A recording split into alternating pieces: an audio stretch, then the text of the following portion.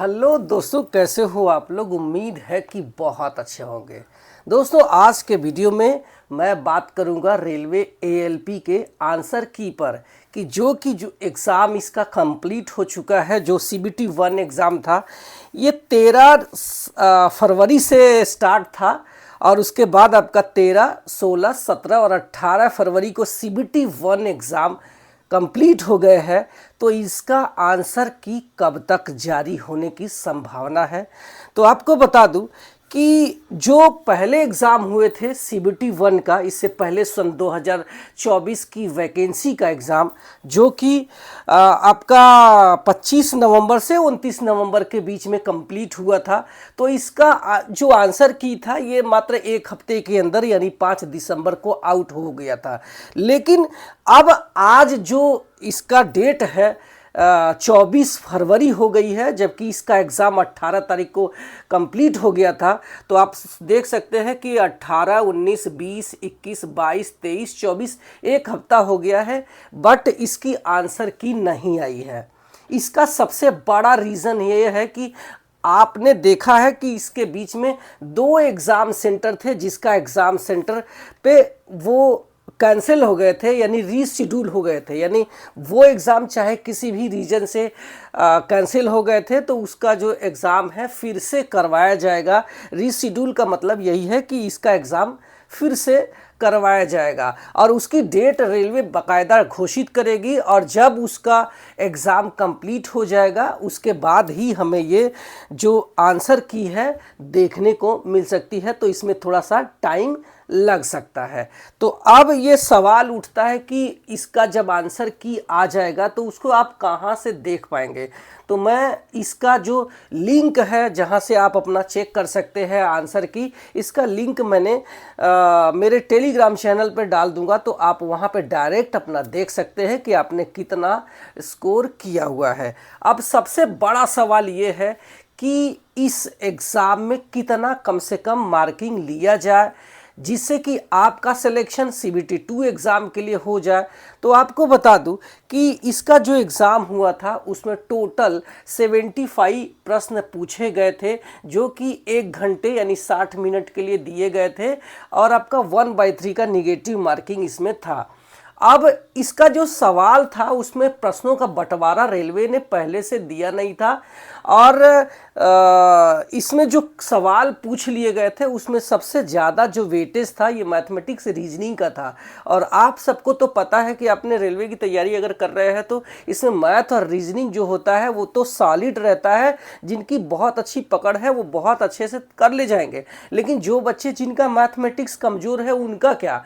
तो उनकी जो मैथमेटिक्स कमज़ोर है वो लोग इस कैलकुलेशन में शायद पीछे रह गए और जिन्होंने अच्छे से किया वो बहुत अच्छा स्कोर इसमें कर सकते हैं। तो इसमें जो सवाल था तो आप देख सकते हैं कि 60 to 65 सवाल तो सिर्फ और सिर्फ मैथ और रीजनिंग का डाल दिया था। 5 से 7 सवाल जनरल साइंस का डाल दिया था जिसमें कि सबसे ज़्यादा 1 लाइनर क्वेश्चन से बच्चे अपना जो सवाल है वो बना लेते थे, लेकिन यहाँ पे वो मिस कर गए। और जो जनरल नॉलेज का था, करंट अफेयर्स का सवाल 102 सवाल था, तो वो बच्चे जो कि 1 लाइनर क्वेश्चंस पढ़ के गए थे उनका जो है डगमगा गया है। तो इसमें जो कट ऑफ है ये बहुत हाई नहीं जाने वाली है, बहुत ही नॉर्मल तरीके से जैसे पहले था उसी तरीके से कट ऑफ जाने वाली है। तो आइए जानते हैं कि प्रत्येक कैटेगरी वाइज कैसे आपका जो कट ऑफ है कितना नंबर होना चाहिए जिससे कि आप सीबीटी 2 एग्ज़ाम की तैयारी अपने कर सकते हैं। तो आपको बता दूं कि अगर आप अनरिजर्व में आते हैं तो आपका जो मार्क है ये 75 में से एटलीस्ट 45 प्लस अगर है तो आप सेफ है। चाहे किसी भी जोन में है, ध्यान रखना ये जो मैं बता रहा हूँ ये चाहे किसी भी जोन में है तो आप सेफ है। वहीं अगर आप ओबीसी में आते हैं तो आपके मार्क जो है 40 प्लस अगर है तो आप सेफ है। हो सकता है कि किसी किसी डिवीजन में किसी किसी जोन में कम में भी सिलेक्शन हो जाएगा, बट मैंने ये बोला कि आपका चाहे कितना भी हाई कट ऑफ वाला जोन है ये कम से कम मार्किंग मतलब इतना होगा तो आप शायद हर एक जोन में पास हो सकते हैं। बट कुछ ऐसे जोन होंगे जहां पे सेफ कट ऑफ जा सकता है, वहां पे हो सकता है कि बहुत कम नंबर पे सिलेक्शन हो जाए। इसका जो मिनिमम पासिंग मार्क है ये आपका 40% है यूआर और ईडब्ल्यूएस के लिए, ध्यान रखना, क्योंकि बहुत सारे लोगों को मालूम ही नहीं है ये बातें कि रेलवे ने एक मिनिमम पासिंग मार्क दे दिया है। तो हो सकता है कि इससे में भी आपका सिलेक्शन हो जाएगा, क्योंकि अब की बार जो क्वेश्चंस पूछे गए थे वो बहुत ज़्यादा कैलकुलेशन वाले थे, टाइम बहुत कम था। 1 घंटे में बच्चा क्या कर लेगा, 1 घंटे में एक ऐसा चुटकी में 1 घंटा बीत जाता है और उसमें ऐसे ऐसे सवाल डाले गए हैं जिसमें कि आपका कैलकुलेशन में बहुत ज़्यादा टाइम लग रहा है, तो इसमें ही आपका टाइम चला गया था। तो सबसे बड़ा यही सवाल है कि भाई आप इतना हाई स्कोर हो ही नहीं सकता है।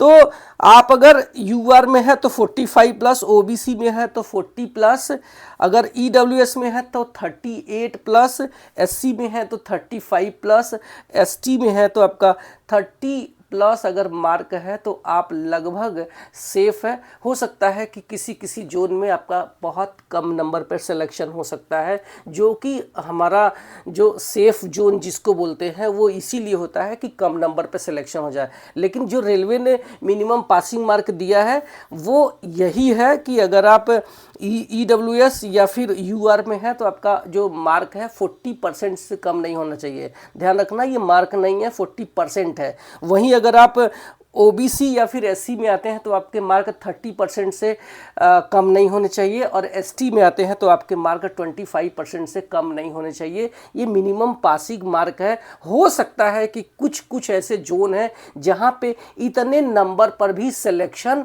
हो सकता है, क्योंकि बहुत हाई कट ऑफ नहीं जाएगी मैथ और रीजनिंग के वजह से।